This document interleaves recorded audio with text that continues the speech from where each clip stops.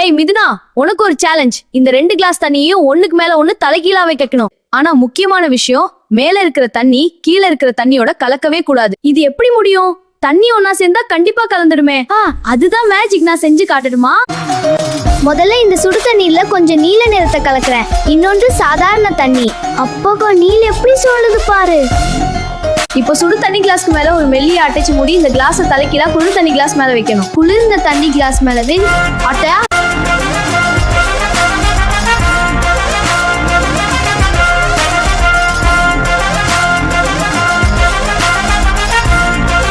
Wow, இது எப்படி கலந்துக்காம அப்படியே நிக்குதே? இதுக்கு காரணம் டென்சிட்டி. சூடான தண்ணீரோட டென்சிட்டி கம்மி, அதனால அது மேலேயே நிக்குது. இதுவே குளிர்ந்த தண்ணியை மேல வச்சிருந்தா ரெண்டும் கலந்துருக்கும். சூப்பர் மித்ரன், இன்னைக்கு ஒரு புது விஷயம் கத்துக்கிட்டேன். அப்புறமா ஆனா சேலஞ்ச்ல தோத்துட்டேன். அடுத்த தடையாச்சும் ஜெயிக்கிறியான்னு பாப்போம்.